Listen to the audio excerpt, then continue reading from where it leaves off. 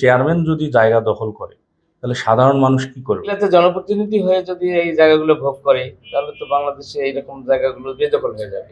খাস খতিয়ান থেকে যে আমাদের 2 একর 67 শতক স্থাপনাগুলো আছে এগুলোকে উচ্ছেদ করানো হোক, অতি প্রয়োজন। এটা সময়ের দাবি হয়ে গেছে। আমাদের বাজারে যে সরকারি জায়গা, খাস জায়গা, এই জায়গা বেশিরভাগ অংশ দখল করে আছে স্থানীয় চেয়ারম্যান। এই জায়গাটার কারণেই আজকে বাজারে অনেক জায়গার সংকট দেখা দিয়েছে। ফ্যাসিস্ট এবং তাদের দোসরদের কিছু ব্যক্তি ডিসিআর ছাড়া অবৈধভাবে কিছু স্থাপনা করে হাটটাকে একবার ছোট করে ফেলছে। যে পানিটা ওঠে, এই পানিটা যাওয়ার মতন কোথাও রাস্তা নাই, বলেন তো কোথাও রাস্তা নাই। এই পানিটা যাওয়ার রাস্তা আপনারা আমাদেরকে ইনশাল্লাহ করে দেন।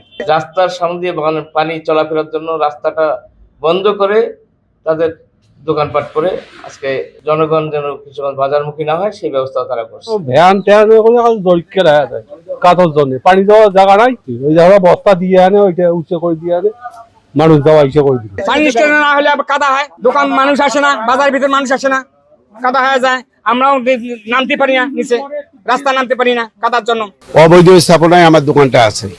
আমি ওই দোকানে প্রতিদিনে 1,20,000 টাকার মতন বিক্রি করি আসতেছি, এবং সরকারের স্বার্থে এবং জনগণের স্বার্থে, কিশোরগঞ্জের হাটের স্বার্থে, আমাদের ব্যবসায়িক স্বার্থে আমি আমার জায়গাটা আমি নিজেই সারার কথা দিলাম আপনাদের। বিগত 2 বছর থেকে হাটটা ডাক হচ্ছে না। সরকার সেখান থেকে মোটামুটি একটা বড় রাজস্বর ঘাটতি হচ্ছে।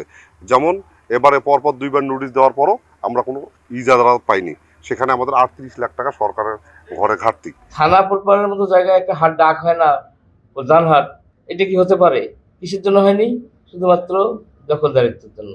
গত ঈদেই 1 হাঁটু পানির মাঝখানে গরুর হাট, কোনো ক্রেতা গরু কিনতে পায়নি, কোনো বিক্রেতাও গরু বেচতে পারেনি।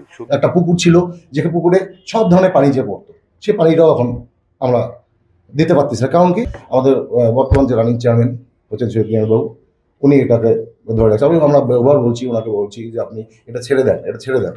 উনি বলে যে বাকি সব গাড়ি ভাঙলে আমি কেন ছড়াবো? কিন্তু আমার কথা যে আপনি আগে ছাড়া শুরু করেন। এর আগে আসাদুর রহমান বাবুল ভাই যখন এমপি উপজেলা ইউনিয়ন চেয়ারম্যান ছিলেন, সে আমলে সেই সময় প্রায় 20-22 হাজার ইট দিয়ে একটা গার্ডার তৈরি করা ছিল যেন পুকুরটা ভেঙে না যায়, এবং আরও প্রশস্ত একটি ড্রেন ছিল সব বাজারে সম্পূর্ণ পানি নামানো। সেটা এবং গার্ডার কি হলো, কোথায় গেল, এটা আরও এখন পর্যন্ত কোনো হদিস পাওয়া যায়নি। এটা স্থানীয় সরকার আইন 2009 আছে, এই আইনের বলে এটা সরকারি সম্পত্তি সুরক্ষা দেওয়ার দায়িত্ব জনপ্রতিনিধি, চেয়ারম্যান, মেম্বার বলেন, যাই বলেন তার। সুতরাং যেটা সুরক্ষা দেওয়ার দায়িত্বটা যাদের, তার এটা ভক্ষণ করার সুযোগ আইনে নাই। এটা দীর্ঘদিন যাবত ওনার দখলে আছে যতটুকু আমরা জানি। তো আমরা এটা ইতিমধ্যে তদন্তের জন্য একটা 5 সদস্য বিশিষ্ট কমিটি করেছি। কমিটি ইতিমধ্যে তাদের তদন্ত কার্যক্রম শেষ করেছে। আমরা রিপোর্টটা এখনো পাইনি। রিপোর্ট পাওয়ার পর আমরা প্রয়োজনীয় ব্যবস্থা করব।